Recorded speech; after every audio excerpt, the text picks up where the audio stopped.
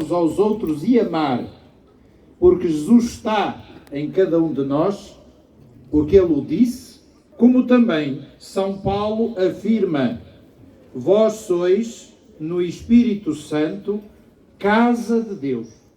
Nós somos casas onde Deus habita. Às vezes uma casa a precisar de um telhado novo. Às vezes uma casa com portas e janelas arrombadas. Mas somos, desde o dia do nosso batismo, uma casa onde Deus habita.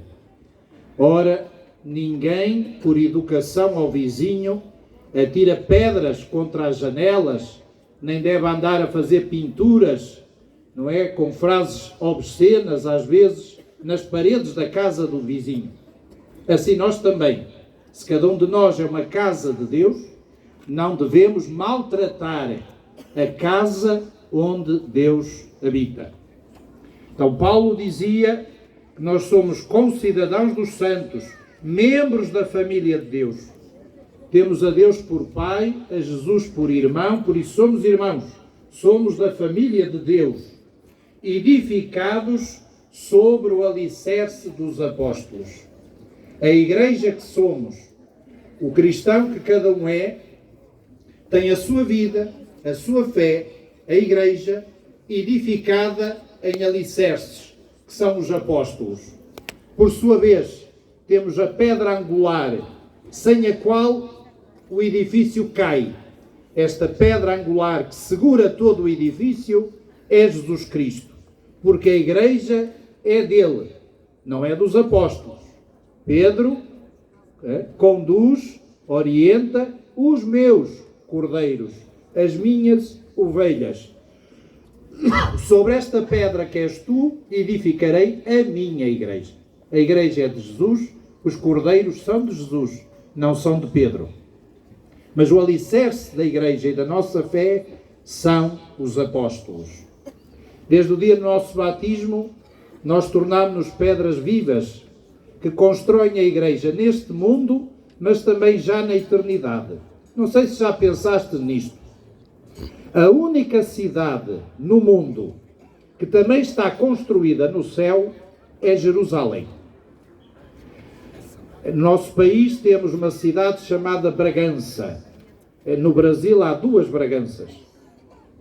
Nos Estados Unidos há Nova Iorque, porque em Inglaterra já há Iorque. Temos Lisboa e existiu, agora com outro nome, Nova Lisboa, em Angola. Mas todas estas cidades estão duplicadas ou triplicadas, mas neste mundo. A única cidade que existe neste mundo e está em construção no outro é Jerusalém, a Nova Jerusalém. E as pedras que constroem essa cidade somos nós. São os santos.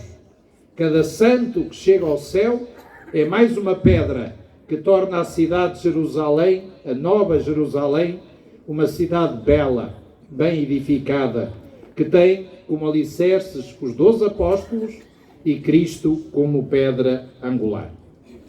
No Evangelho que escutamos, ouvimos que Jesus subiu ao monte para rezar.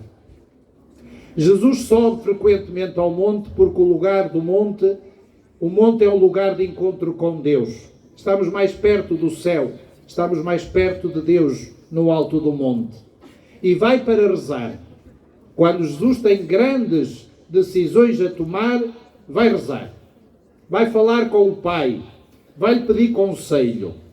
E é nesse seguimento da oração que Jesus faz durante a noite, que ao amanhecer, diz aqui, chamou os discípulos e deles escolheu 12, a quem deu o nome de apóstolos, que significa enviados.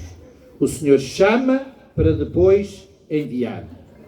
Então fica desde já algo também para nós. Antes de qualquer decisão a tomar, decisões importantes a tomar, rezemos. Assim Jesus fazia também. Então os apóstolos, escolhê-los, chamá-los, enviá-los, é uma decisão muito importante. Jesus tem necessidade de pedir esse conselho ao Pai. podemos dizer que os apóstolos são chamados por vontade de Deus Pai e por vontade de Jesus no Espírito Santo. Ele chama-os e depois com eles desce do monte. E vede que temos aqui a lista dos 12 apóstolos. Os 12 apóstolos, aqueles que ele quis escolher para de perto conviverem com ele. Isto é, viverem com ele e aprenderem dele para depois ensinar. Mas depois de subirem ao monte, é preciso descer. Se o monte é o lugar de encontro com Deus, a planície, lá embaixo, é o lugar do encontro com os homens, com os irmãos, uns com os outros. E é interessante que à espera de Jesus e dos apóstolos estavam multidões, vindas de várias partes daquela região, alguns até pagãos, não só judeus. E diz aqui 3 vezes que foram para ser curados. Tinham vindo para ouvir Jesus e serem curados das doenças. Os atormentados por espíritos impuros eram curados e procuravam tocar Jesus, porque saía uma força que a todos curava. Irmãos e irmãs, não pensem que isto é só daquele tempo.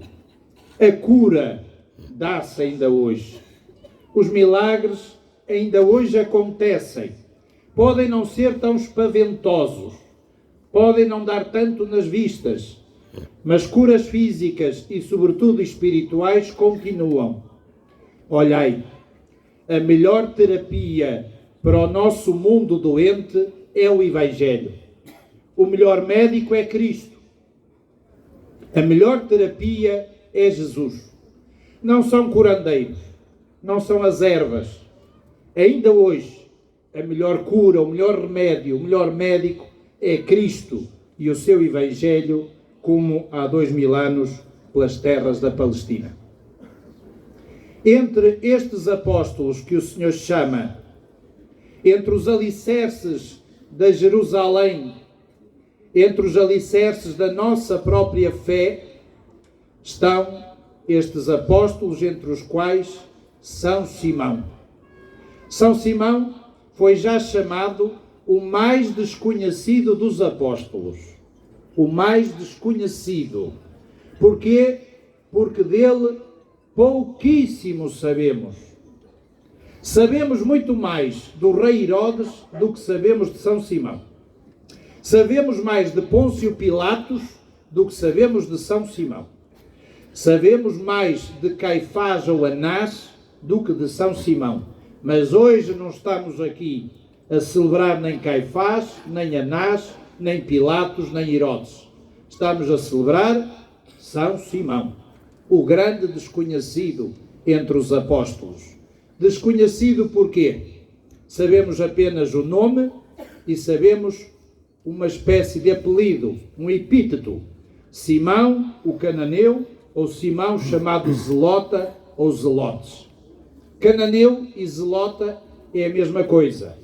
Alguns pensaram que cananeu é porque seria de Caná. Não. Nem sequer a cidade dele, nem as circunstâncias da sua vocação conhecemos. Pensa-se que possa ter pertencido ao grupo dos Zelotas, um movimento religioso e político entre os judeus que procurava o respeito pelas tradições, pela independência, pelos costumes judaicos, contra o ocupante romano. Nem isso temos a certeza.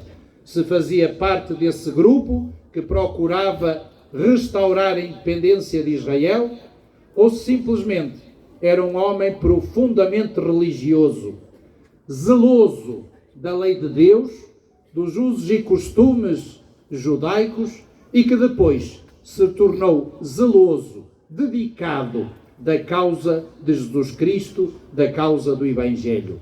Graças a Simão e aos outros, estamos nós hoje aqui.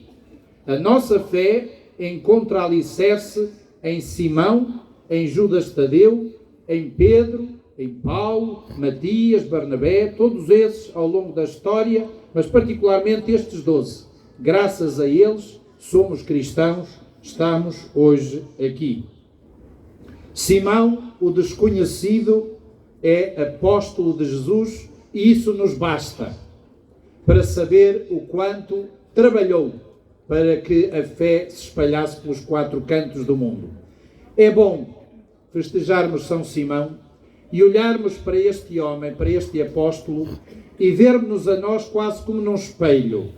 Simão torna-se um exemplo para tantos e tantos cristãos e cristãs ao longo da história, cujo nome até nem sabemos, que não sabemos de que cidade eram, que sabemos pouco ou nada da sua vida, mas que no escondimento, na humildade, puseram em prática as virtudes teologais da fé, esperança e caridade e ajudaram, cada um ao seu modo, a construir a Jerusalém do céu. Gente que não estudou muito, não pregou muito, não fez milagres. Gente que amou muito. E isso basta.